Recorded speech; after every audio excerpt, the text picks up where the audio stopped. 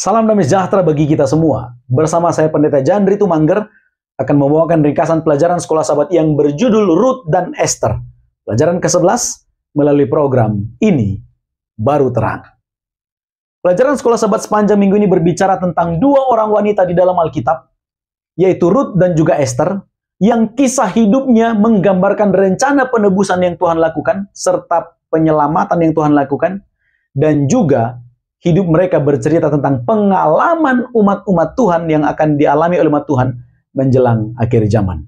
Pelajaran kita dari pelajaran Minggu ke pelajaran di hari Selasa berbicara tentang Rut, kemudian Rabu dan Kamis berbicara tentang Esther. Mari kita perhatikan tabel berikut ini. Di bagian atas ada pelajaran, kemudian ada realita hidup di dunia, kemudian ada makna, dan ada bentuk pertolongan Tuhan.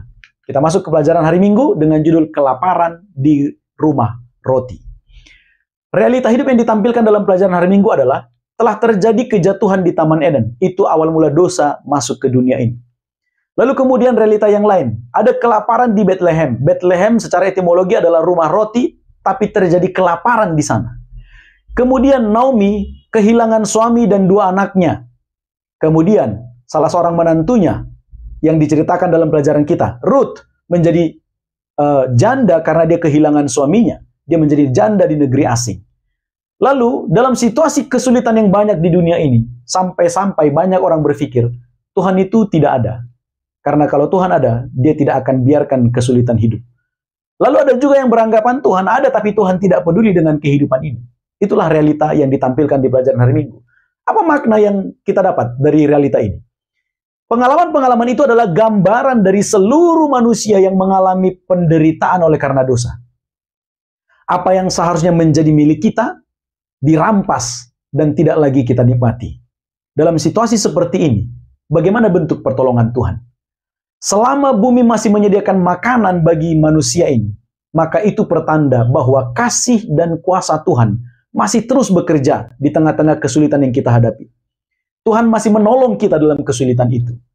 Dan Tuhan akan memulihkan keadaan kepada keadaan yang sempurna kelak. Inilah fokus pelajaran di hari Minggu. Lalu kemudian fokus pelajaran di hari Senin. Judulnya adalah Rut dan Boas. Realita hidup yang ditampilkan dalam pelajaran hari Senin. Naomi meminta agar dia dinamai Mara. Oleh karena banyak kepahitan yang dialami dalam kehidupan ini. Banyak kesulitan. Dalam situasi itu juga tampil Boas yang ternyata adalah kerabat dari suaminya Elimelek. Dan Boas menebus hak yang selama ini milik Naomi mungkin sudah terjual karena kesusahan hidup. Kembali ditebus oleh Boas. Dan Boas juga menikahi Rut, menantu yang terus ikut dengan Naomi dalam perjalanan hidupnya. Dan menariknya, ketika Boas menikahi Rut, artinya Boas rela kehilangan garis keturunannya. Karena yang akan dilahirkan baginya lewat Rut, itu akan meneruskan garis keturunan Mahlon, suami Rut yang pertama. Apa makna yang bisa kita dapat? Ini adalah gambaran manusia yang kehilangan sukacita oleh karena kondisi dunia ini banyak sekali kesulitan hidup. Tapi kita harus tahu, sebagaimana Boas hadir menebus apa yang menjadi milik Naomi, maka Boas adalah gambaran Kristus juga hadir akan menebus kita. Bagaimana bentuk pertolongannya? Yesus menjadi manusia, menjadi kerabat. Karena yang berhak untuk menebus apa yang sudah hilang dari hidup Naomi adalah kerabatnya sendiri, baik kerabat dari suaminya. Demikian juga Yesus menjadi manusia, memilih menjadi kerabat manusia, agar dia mampu menebus apa yang menjadi milik kita, apa yang menjadi hak kita. Jadi Yesus akan memulihkan kepemilikan kita dengan penebusannya. Itu fokus di pelajaran hari Senin. Sekarang hari Selasa, judulnya Boas penebus. Boas sebagai penebus. Realita hidup yang ditampilkan dalam pelajaran hari Selasa. Boas itu mencintai Rut.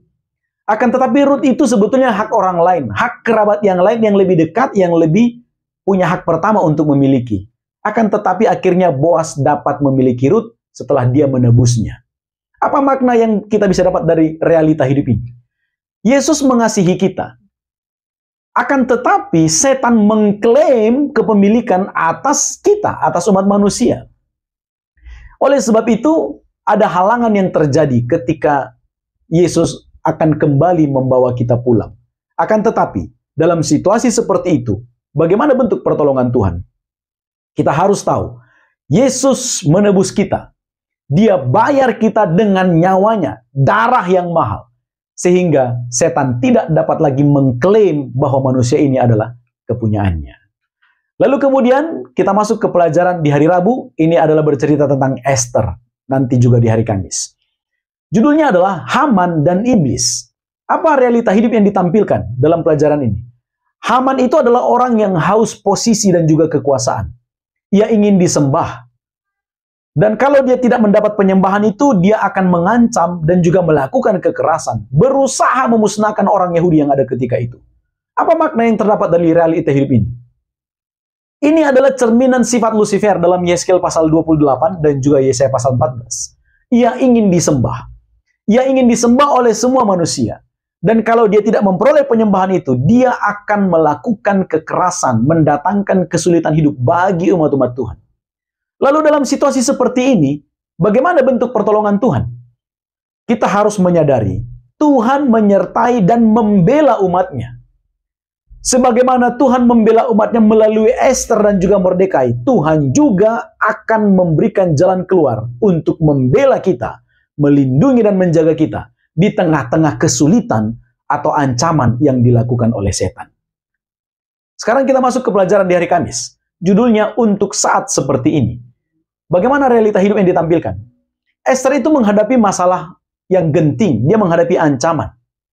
Esther itu harus bertindak mengambil tindakan untuk menemui raja. Jika tidak, bangsanya akan dibinasakan semuanya. Dan Mordekai katakan, justru dalam situasi seperti ini, engkau dipanggil untuk menjadi penyelamat. Apa makna yang kita bisa dapat dari realita hidup ini? Di zaman akhir ini, gereja dipanggil untuk berdiri bagi kebenaran di tengah-tengah krisis. Dalam saat seperti inilah gereja diperlukan untuk menyampaikan Injil kekal, pekabaran 3 malaikat. Walaupun kita menghadapi krisis atau ancaman-ancaman yang akan dilakukan oleh si jahat itu. Dalam situasi ancaman yang ada, yang dilakukan oleh setan, bagaimana bentuk pertolongan Tuhan?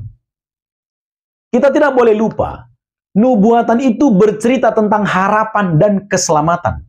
Jadi nubuatan tidak seperti yang kebanyakan orang pikir, yaitu berbicara tentang kesulitan, bencana, dan lain sebagainya. Tapi nubuatan itu sebetulnya berbicara tentang harapan dan keselamatan yang Tuhan sediakan. Kita akan menerima kasih karunia Tuhan. Seperti Esther menerima kasih karunia raja untuk dia bertemu raja, kita juga akan menerima kasih karunia Tuhan. Dan di akhir cerita, Tuhan akan menang, dan umatnya akan diselamatkan dari kesulitan-kesulitan ataupun ancaman-ancaman si jahat.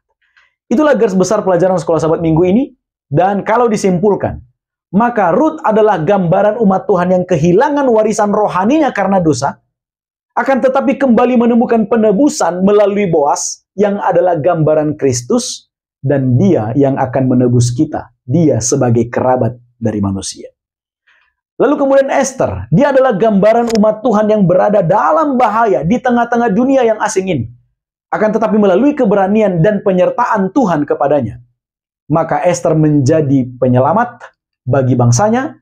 Demikian juga umat-umat Tuhan yang setia akan menjadi alat Tuhan untuk menyelamatkan orang-orang lain. Ini garis besar pelajaran Sekolah Sahabat.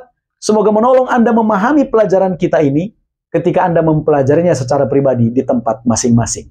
Terima kasih, Tuhan memberkati.